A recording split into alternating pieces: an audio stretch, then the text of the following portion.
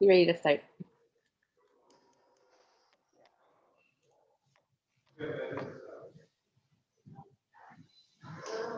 Can you hear me? Mm-hmm. Yes.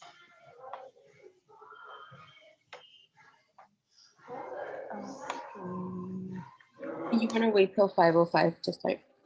You can get started, Sidoni. Yeah. Mm-hmm. Well, welcome everyone. My name is Sidoni. I'm a co-facilitator for today. Cristal is your other facilitator. You want to introduce? Oh well, we can get started with. Do you want to introduce ourselves, or do you want to do the collective first? Cristal?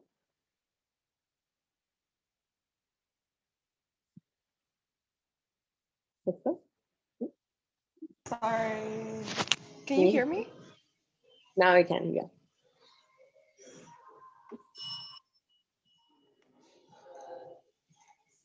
Cristal? Okay, sorry. I think I got disconnected. Sorry, I missed you, but I'm back. Okay.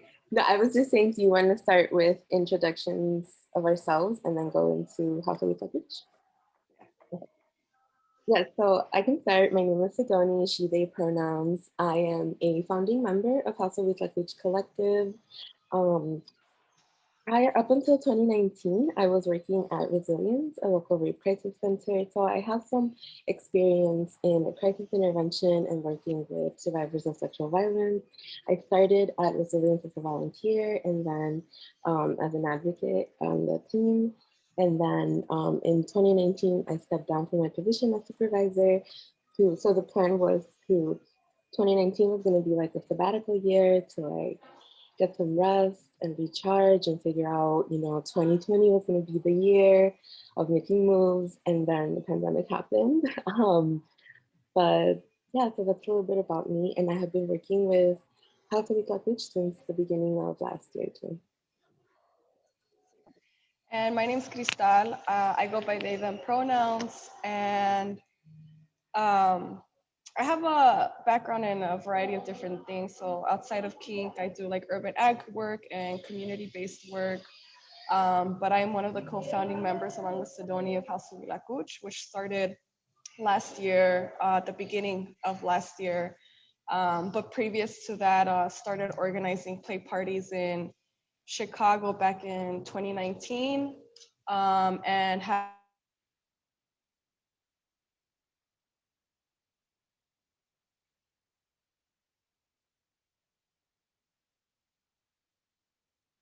Hello. I got introduced to that whole scene, very much through QTPOC spaces, which I've had the privilege of kind of continuing to maintain that type of kink-based like QTPOC practice to this day. Yeah. Okay. Well, yeah, again, thanks everyone for coming to our workshop on Destigmatizing Kink. You're getting cut off a little bit, like you're going in and out. Okay. But you're good now. Okay. So yes, as Cristal was sharing, House of Huitlacooch started in the beginning of 2020. Kind of the concept was co-started by Cristal and Myra, and they reached out to a group of us in early 2020 to start organizing parties.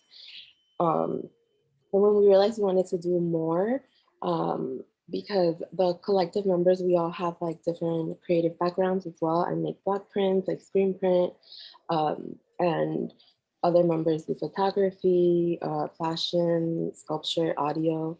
So House of Huitlacooch is also a place where we can come and it's like our creative home. And so we encourage each other to use our skills. But yeah, so this is our like value statement, mission statement.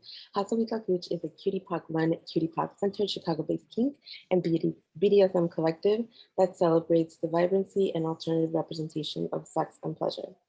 As a collective, we are rooted in the belief that we are all sexual beings that are worthy of sexual healing. We take back control of our narratives and create spaces that allow us to workshop our fantasies free from a white heterocentric gaze. Huitlacooch uplifts Black, Brown, Indigenous, immigrant, queer, trans, fat, and differently abled bodies in our communities, and we empower each other to create a gender affirming, sensual, and sexual galaxy that reflects all of our fetishes and desires.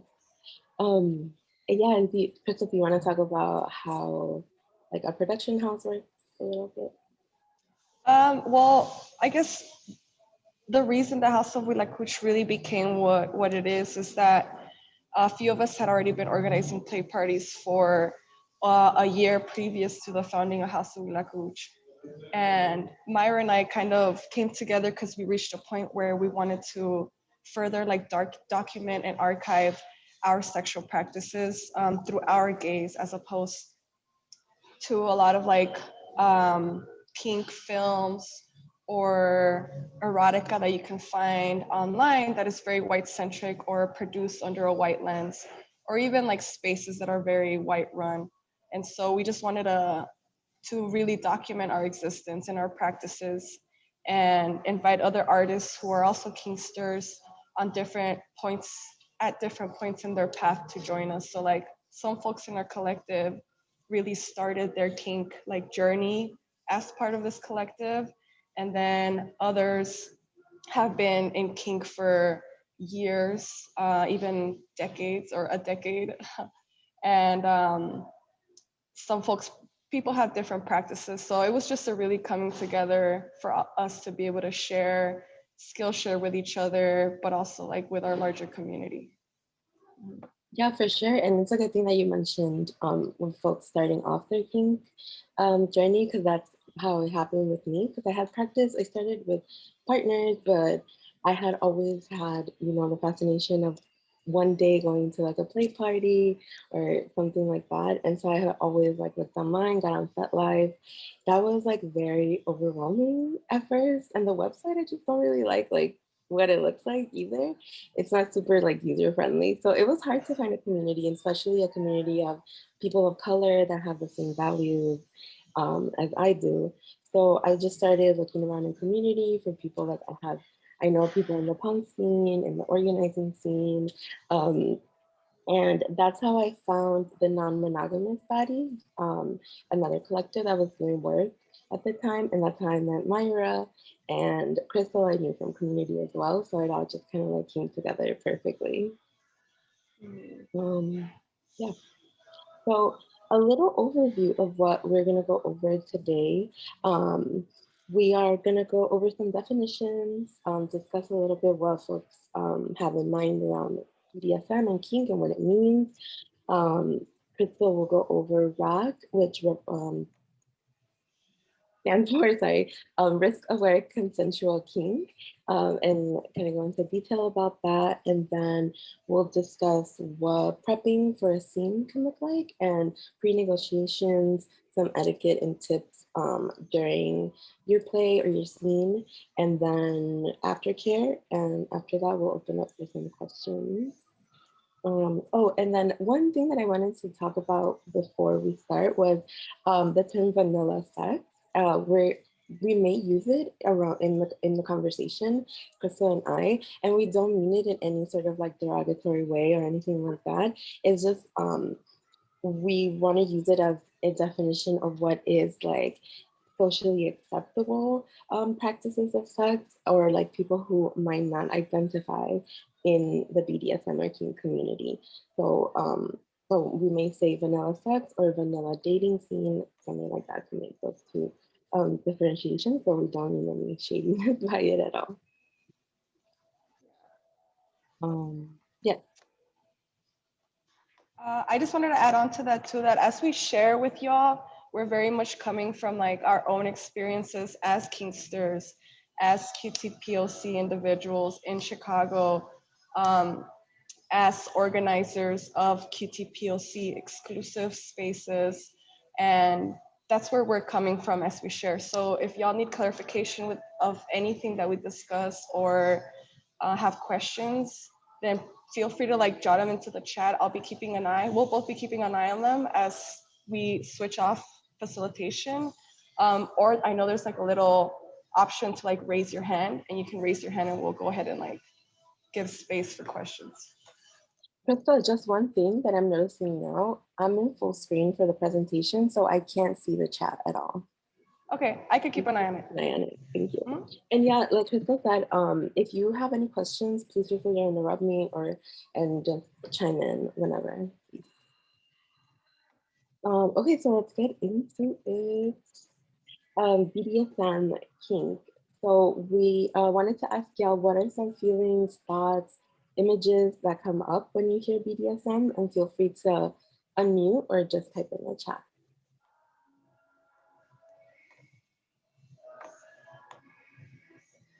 Okay, we have whips. Yeah. Okay. What else, y'all? Come on. Leather. What about some like dynamics that you can think of? Safe. What about like in popular culture? Like what are some things that you think of?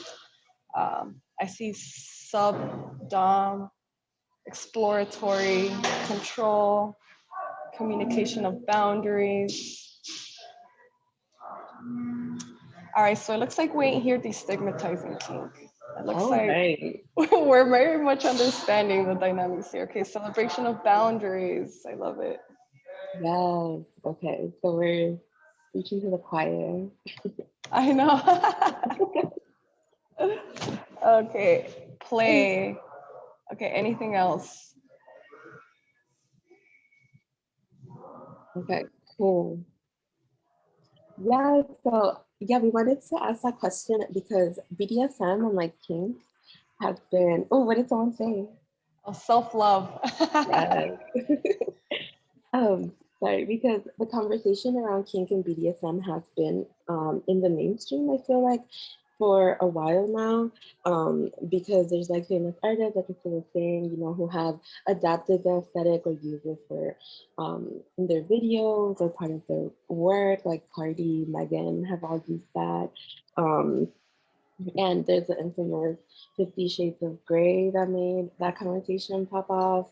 And not only like in that sense, but like as BDSM as a healing practice also has been in conversation, that not only after like sexual assault or some sort of sexual violence, it can be used as a healing practice, but also after like physical trauma or injury, if there's like loss of sensation or things like that. So yeah, we wanted to see, to gauge folks' ideas around that, because it can get to a point where folks get introduced to kink in a way that isn't trauma informed and can be triggering and not like a fun time for them and like re-traumatizing.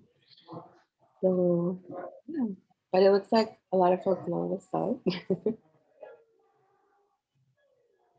Did you want to add anything, Cristal?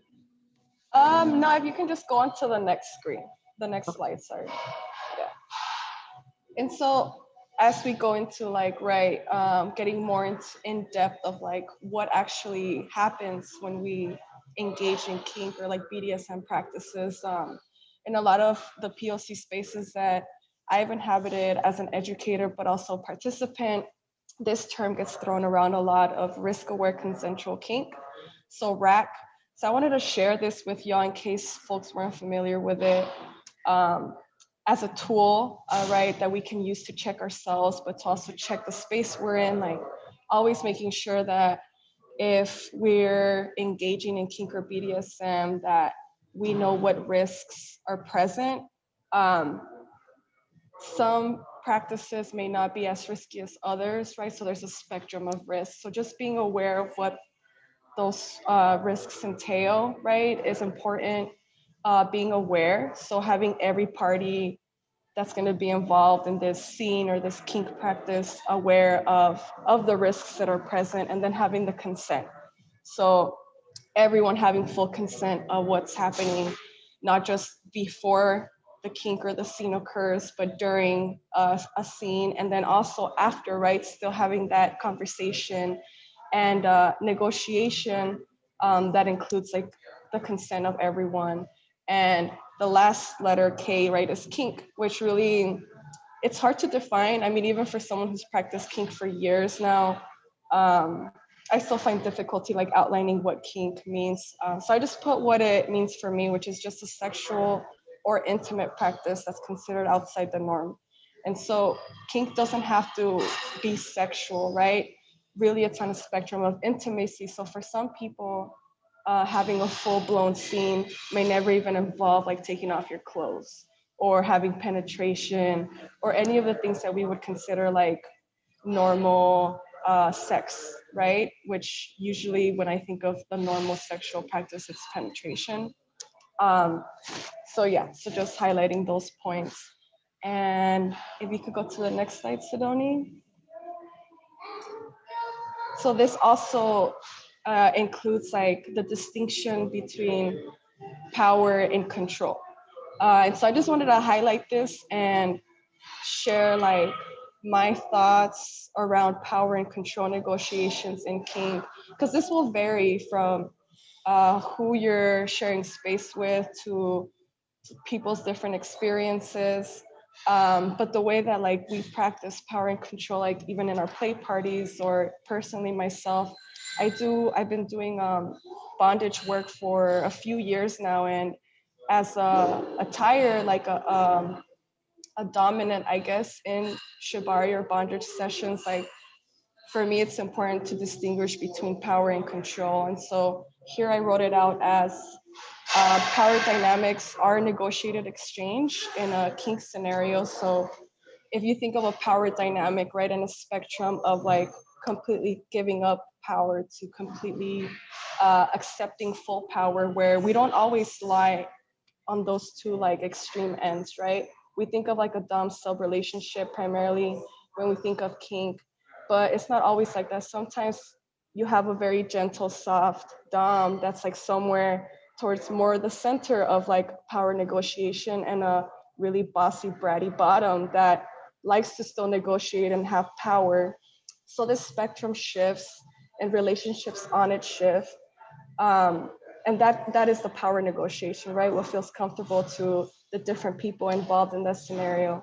However, no matter what negotiation exists, like control is never surrendered. Like in a consenting, like safe situation, like there is always the option. Everyone has full control to completely stop a scene, a scenario, or a play, even if they are a sub, even if they're not allowed to talk or communicate or move. There needs to be a way that like every single person can have control of what's happening. Yeah, for sure. Um, yeah, so that kind of leads us into the pre-negotiation part. The pre-negotiation part is super, super key and important to ensure that everyone has the best time ever, because that's why we're practicing things. So yeah, so let me go into some bullet points and like things to check in on before practicing. If having a conversation with your partner or just checking in with yourself, even like to start off. Um, because each of us is responsible for communicating the boundary, our own boundaries, at least the boundaries that we know, to anyone that we're playing with. And yeah, so hard boundaries, what is your absolute yes? Like, what are your hard no's? What are some things that maybe you'd be interested, in the future, or whenever it feels good for you? So yeah, so thinking about that and what types of play and power exchanges you're interested in creating with your play partners. It's also good to know for yourself, or like if you want to discuss with your partner to like come up with those plays and power dynamics. That's good. Let's see, body awareness. How do I feel today? That's very, very important, because depending on like what scene you're gonna do, maybe you're not feeling emotionally up to it, or physically you're not maybe worked out a little too hard and you committed to getting tied up a Cristal, and they're gonna do super intense, like bending your legs kind of I forget what it's called, I'm sorry. But now you can't even sit down to pee, right? So like what are you gonna do if you're in the scene and like your muscles are hurting too much? So all those things you have to take into consideration. Um, before you play. And that goes also with the intentionality. What is your goal behind why you want to do this scene or specific scene with your partner? And safety planning, I'm kind of bouncing around, but safety planning. So this one is also super, super important to know what tools you're going to need to keep yourself safe and keep yourself grounded. What safe words are also a negotiated thing before any play starts. And that it doesn't have to always be like some funny word. It can also just be like the like red for completely stop and green to say that yes, you're enjoying it. And then yellow could also be very situational depending on the scene, because yellow could mean slow down, or if someone is whipping me in my back, and yellow for me means move on to a different spot because that spot is getting a little tender. Or yellow could mean I like that spot, but just do it softer. So that's also something that you would negotiate with your partners. And then have you created a safety plan for worst case scenarios? You know, you are practicing kink and you unintentionally could, you know, trigger someone or someone can trigger you, things like that. So having a safety plan if something like that happens is super important to feel safe before even playing, and then to have that support in place in case something were to happen while you're playing. And then in the Padlet, I dropped a link for a PodMap um, activity that is really cool to have like a place to see your support network and know who are the people who you're gonna call if like if you need them to come pick you up because you're not feeling well anymore, things like that. And then intimacy, what types of intimacy do you want? Do we all want? Every participant should know that. And then intimacy does not equal sex, and intimacy looks very different for everyone. Um, so maybe like with the pre-negotiation at the end of a scene, you say, I want to end my scene in a cuddle because that to me feels good. And other people may be like, well, at the end of the scene, I actually need a lot of space because you're experiencing a lot of sensations, and it's like tactile, emotional, all of it, like all of that is like happening. So you may need some space, and that like may vary person to person. Um, yeah, so did you want to add anything else, Crystal? I'm just gonna add to the chat a sample of a yes, no, maybe like list. Like if we're thinking of tools that we can use with ourselves, really for me, my kink practice has always started with myself. Like if I'm gonna do some anal play, I'm gonna be playing with my ass first, so I know what I want and don't want, right? If I'm gonna be tying somebody up, I'm gonna tie myself up to see how that feels. Um, so I added a link to the pleasure chest, yes, maybe no list. This is the one we use for our play parties. They'll usually donate a bunch of lube and like these lists that we can leave around like our space that we're using, so folks can at least like see and point out like what type of play, like maybe you're super down to do some anal, but you're not down to have like vaginal intercourse, or you don't fuck with wax. You don't want wax anywhere on your body, right? So these are some of those like negotiations that we discuss. Um, but I think that's about all I wanted to add to this. Okay. And does anyone have any questions around this or anything that y'all want to add? Feel free to unmute. And we very much intended for this to be like an intro, right? To like what happens in a kink space or scenario. So if this is like you're like, I already know this, and you have other types of questions, like feel free to post those too, and we could just share from our experience. Yeah. Okay, should we move on? Mhm. Yeah, sweet. So yeah, now we're gonna move into like during play, like how do you keep control, or how do we ensure that there is like adequate control distribution across like a scenario? Do you mind going to the next scene, Sidoni? Sweet. So yes, the main point always in life, right, is communicate, communicate, communicate. I'm definitely an over communicator. At this point, my kink practice is very much defined in like bondage work. So most of my education, most of the workshops I attend, and a lot of the play I do is rope based.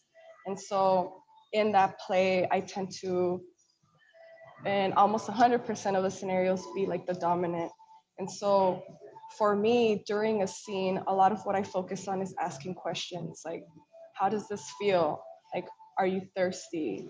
Um, I don't know, like, how are your hands feeling? Because in rope, mainly it's like the tingly sensation of nerves right in the body.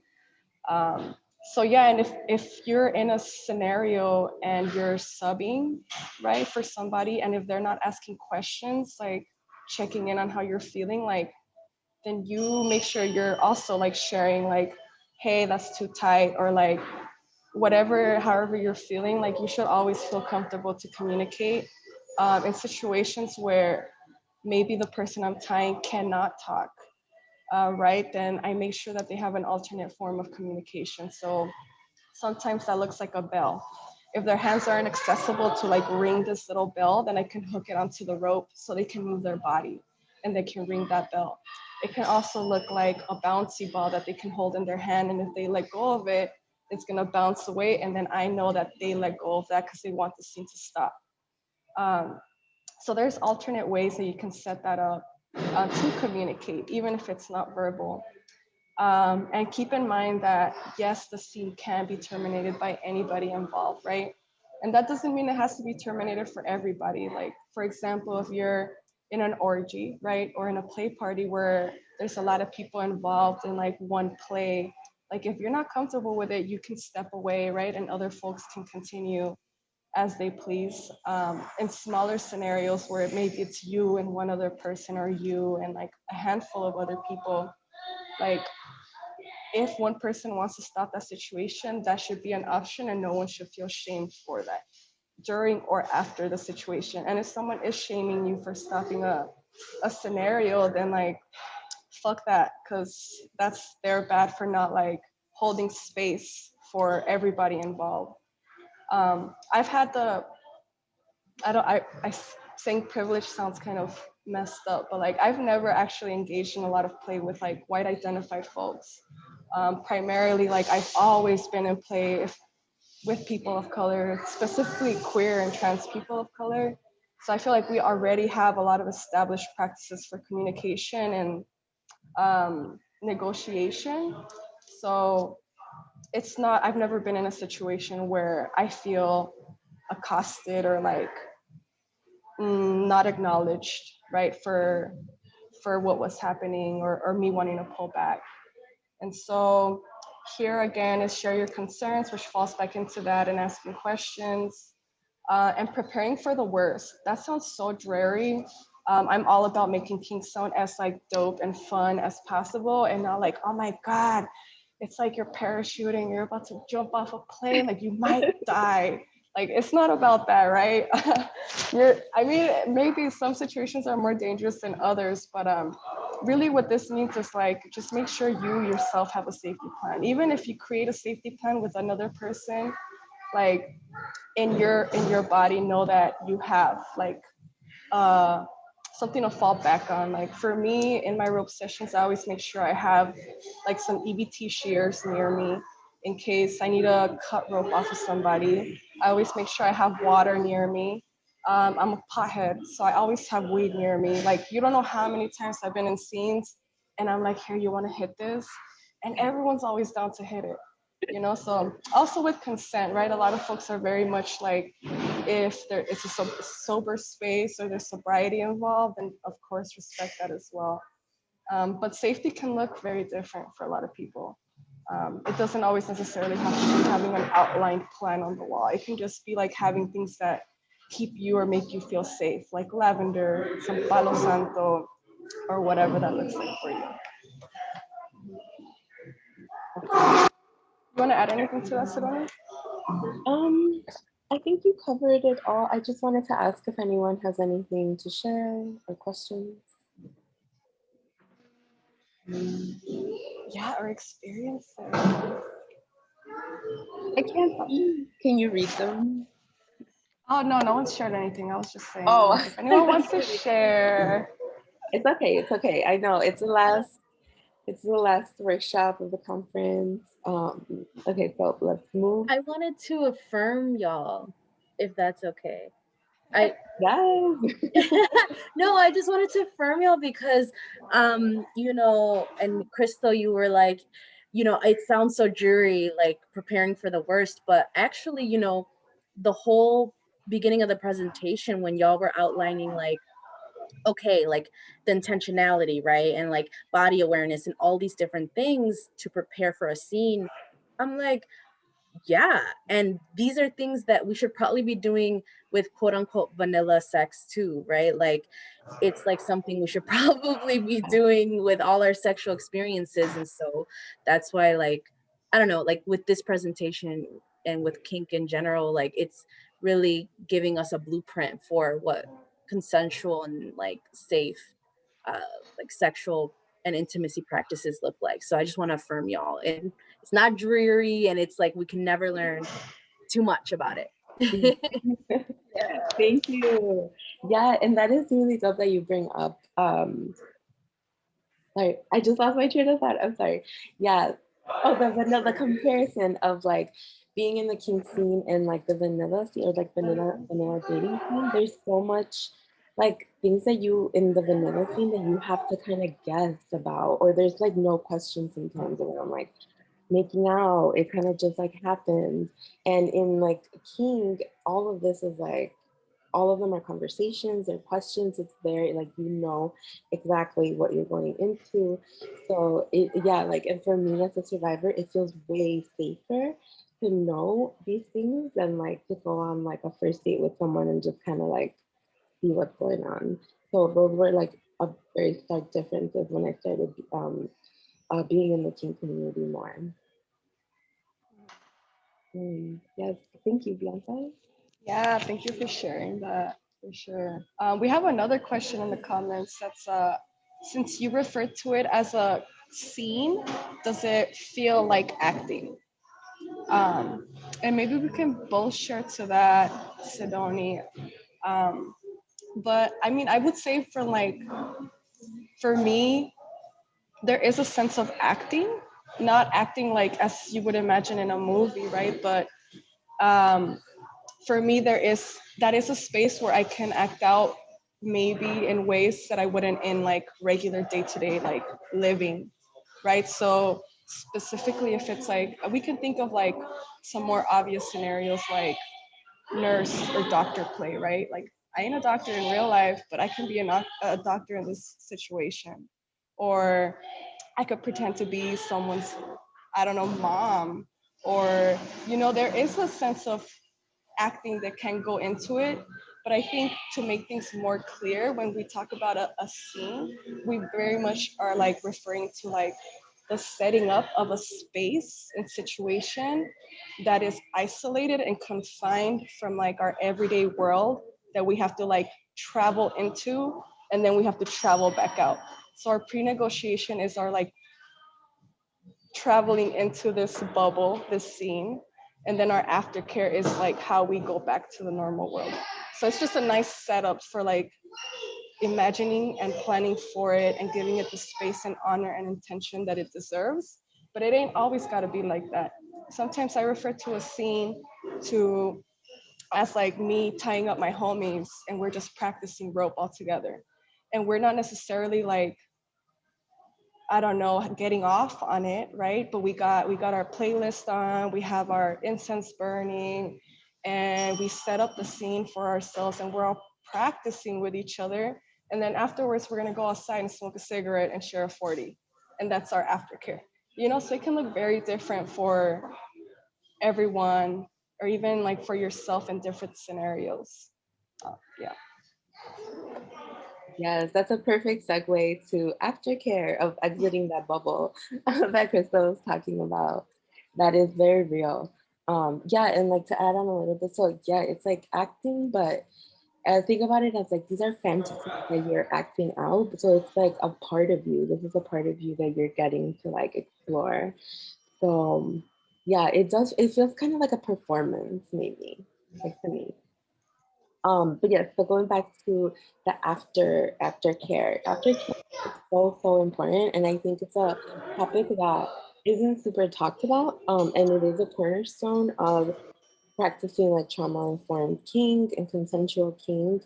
Um, so that can look like debriefing with your partners after the scene to check in, to see how it was for them, for you, to share any needs. I know we talked about like pre-negotiation. So like, you know, if in the beginning of your negotiation, you wanted to end the scene in a big like group hug, and now that no longer feels like what you need, this is the time to like talk about that, to maybe plan a check-in for in a couple of days, because how Crystal was saying, these are things, this is like a world that you're creating. And when you're in it, it's like so fun, so joyous, like you're experiencing so many things. Your like your chemistry in your brain is like firing dopamine and serotonin, like all those things, you know. And then it ends, and then it's like I gotta go back to work on Monday, I guess. Like it can feel very like harsh, you know, like such a difference. And then so there is kind of like a coming down feeling from it. So after debriefing, like you may feel fine in the moment, but setting up a time to check in a couple of days, because after that you may start to feel, you know, like lonely or a little bit depressed, something like that. It's also good to like have that debrief call set up so that your partners can check in. We all can check in on each other. Another thing too is like respecting people's needs, and because they can look very different. So one example that I was talking to was like if someone is getting flogged on like their booty, and you know at the end of the scene their booty's like super red, and what they want to do in their aftercare is going outside, sitting on the pavement and smoking a cigarette, and that might not be something that you would want after getting flogged on your booty, but if that person is what they want and what they need, respected. And I think that's like obvious, but just wanted to say that because sometimes, yeah, like aftercare can look very different to each person, even after like similar acts or different like place. Yeah, and your needs may change depending on each scene or what kind of toys you're playing with. Yeah, so that debrief conversation is super, super important. Um, yeah. Did you have anything to add? I just wanted like we've covered and shared a lot of like kind of technical, right? Like how the whole process moves. But I kind of wanted to bring it back and relate it to like our experiences in like organizing DIY play parties, right? Which is what we've been doing since 2019 in like the south side of Chicago. I'm not sure if people in the conference are from all over the US or just like Chicago based, but I'm guessing folks are coming from everywhere. Um, but like for in our community, like Sidoni had mentioned, I mean, a lot of the people that are involved with this type of like community are from the like DIY punk scene or are organizers. And so like we hold value a lot in like creating those spaces for ourselves, even if it's in one of our houses or apartments or like a space we could borrow to have that happen. And so like as you all explore your kinks or already have explored your kinks, like I know for me the introduction was through like a play party, you know, and so if it's like in a social space where you can't really negotiate boundaries or pre-negotiate, like have all this planning that we just discussed, like there are still like green lights that you can look out for to know that you're safe and taken care of. Like if you go into a space, like is there like safety guidelines somewhere on the wall? Like is there like a highlighted safe word somewhere, you know, on a wall or like easily accessible to folks, that shows, right, that people have considered safety already before this. Like, is there safety, Safety like, keeper. yeah, is there a safety keeper? Usually we have like at least 3 safety keepers at our parties that are just like go-to people in case maybe you feel like you're being harassed by somebody, like you have someone to go to. So yeah, mainly those are the main ones I can think of, like guidelines, safety equipment, like is safety equipment being provided and easily accessible, like condoms and lube, um, or gloves, different options. Disinfectant wipes too. Mhm. So Like, yeah, that's, yeah, just to like kind of bring that back to like a different kind of kink experience or space. And even if you go to like a legit like official dungeon, you know, there should be these things also there. Like you should also see guidelines. You should also see like safety tools, you know, and whatnot. and there are some in Chicago. If you Google, there are some dungeons, or you can ask us too. You can DM us. And there's one that provides like a little like tour of the place, and it's for people who have never been to it before. Yeah, let me pull up that link and I can share it. Um, Yeah, are there any questions?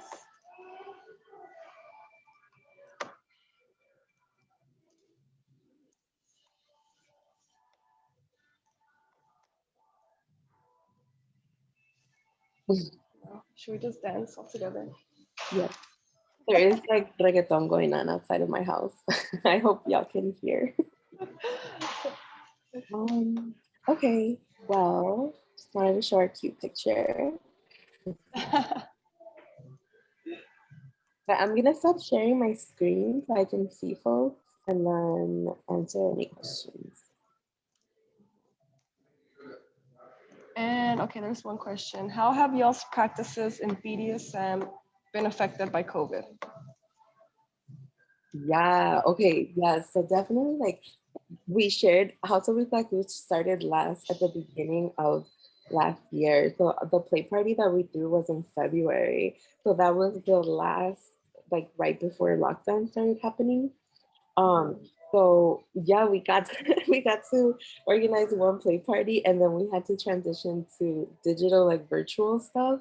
So it took us a little bit to get used to that adjustment, but yeah, I think for me personally, it limited definitely like the exploration that I wanted to like do in last year. But it helped me kind of, I had a partner at the time that I was with, and so it helped us kind of get closer in that way, because we were the only people we were seeing. So we got to explore like each other's like kinks and fantasies. So it definitely became more of like a practice at home or a personal practice with myself. Like Cristal also does bondage workshops, and when they were sharing how it doesn't have to be like kink doesn't have to be a sexual experience. Um, when we were going through the workshop at the end, Cristal said that like, oh, y'all look really tired. And I realized I was tired, but it was because it was like a meditation for me, for like tying myself up and then untying it and practicing it again. It was like pleasurable, and it was like it was a meditation and very like healing for me afterwards. So I took a nap, and it was the best, the best nap I've had. Yeah. So that's kind of my experience with COVID. Mhm. And for me, so I'm in a open relationship with my primary partner, and so what COVID looked like for us was like letting go of other partners. So there was like a third partner that, I guess, a third person we were dating that we kind of just stopped seeing. So it really cut some things, like nip some stuff in the bud. It did give us opportunity to play more with each other. But yeah, it kind of limited everything. Like we had been doing play parties for out like before the collective officially established itself, all of 2019. So to go from like having these parties, you know, to then like having them completely cut off was like, I remember we had like a collective mourning that lasted like 3 or 4 months. That was like, whoa, like we had to cancel our March play party. And like, oh damn, now we have to like transition to like virtual, but that cuts off the entire like intimacy component of why we're in play parties, right? There's like an energy that's manifested when like hella queer and trans people of color come together to celebrate each other's bodies. Like there was mourning for sure. I think we've like adapted now to focus more on like filmmaking. So I know we made another film in October, Come Cultivate.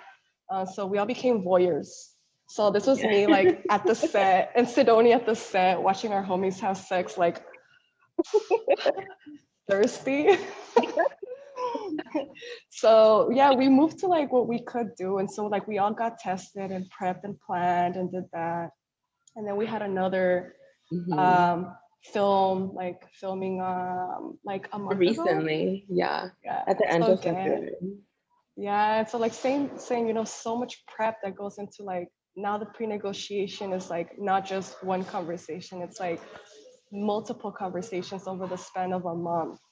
And I know our homie Sarita coined it. They said uh it wasn't queer and tiny. Was it like quarantining? It's like this like Queer. quarantine. Yeah, quarantining. That's what they called it. Quarantining? Quarantining. Yeah. So like this like Yeah, time that. period. Oh, sorry, we were like choppy over each other. But yeah, like this period of like a month where you like follow very strict safety guidelines in order to be able to meet up and play with somebody. And I think Sarita too was the one that like talks about like quarantining for your boo as like this like sensual kind of like anticipation, and you're like doing this for someone that you really want to see and that you really want to play with. So that also like became part of like their play.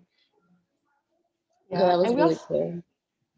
yeah, and we also like explored other ways that we just didn't make happen. Like I know we had talked about doing like a kind of like when you go to the drive-through theaters, but having it be like a drive-through cruising party where like all these people park together in a parking lot and everyone's fucking in their cars, so you can just see each other.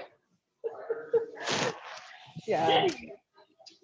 So you can get creative with it it. transitioned into some, like you can look at our Instagram and we were doing like prompts to kind of get ourselves going. I think Cristal and Myra do a really good job at like cracking the whip on us and like getting us motivated in a very loving way. But we did like weekly prompts that folks could like turn selfies every Friday. It was like Hot Selfie Friday, and then prompts for like food play. What was another one? Sensory play. Sensory play. Mhm. Yeah, objects or like plants. Like I did one with plants. Like objectification, was it? Mm-hmm. No, it was something similar, right? Something Like like that.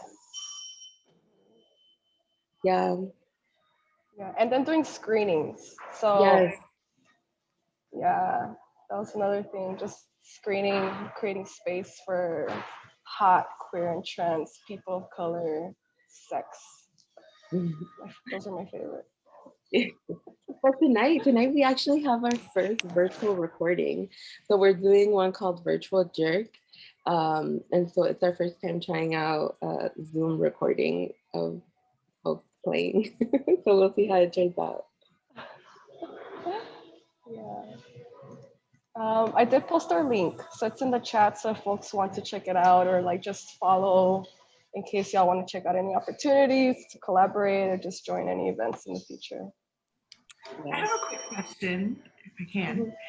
How has like joining the kink community and kind of starting this together like affected like different maybe not like platonic relationships or just like relationships in general? Like, do you feel more empowered now to kind of be like, no, these are my boundaries, I came here to cross them, and like things like that?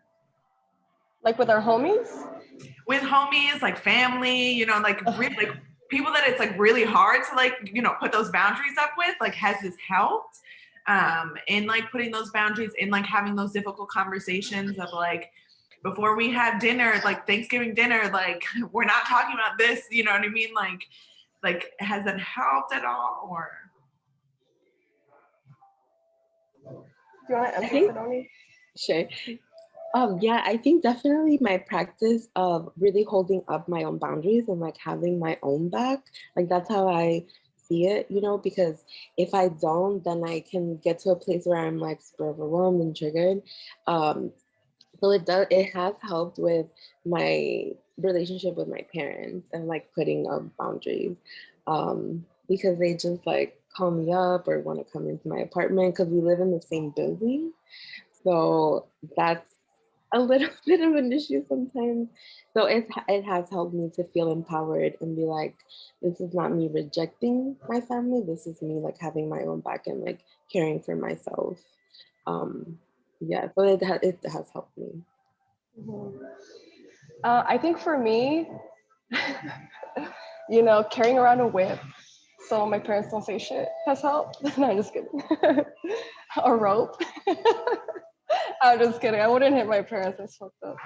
No, I think for me as like a dom in these scenarios, what it has taught me was how to listen, like how to like hear someone, and even if I don't agree with them, how to like keep calm and keep myself centered enough to actually have a conversation. Like I can actually talk about shit with my dad now, or my brother without like getting so triggered that I'm just like, I'm out of here. Like I can't do this.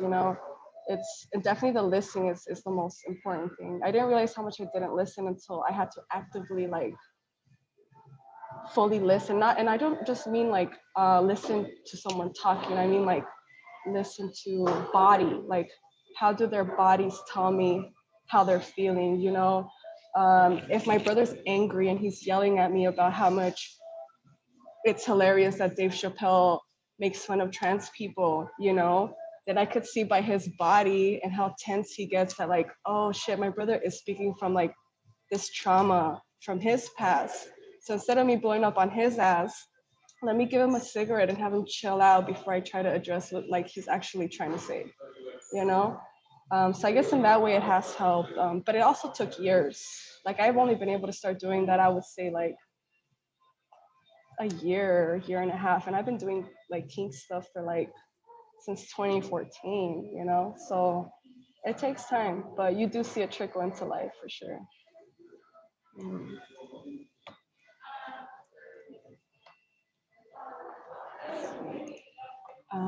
We have 5 minutes left, Sidoni. I don't know if you want to share anything else, or if we have any other last minute questions before we close out the session.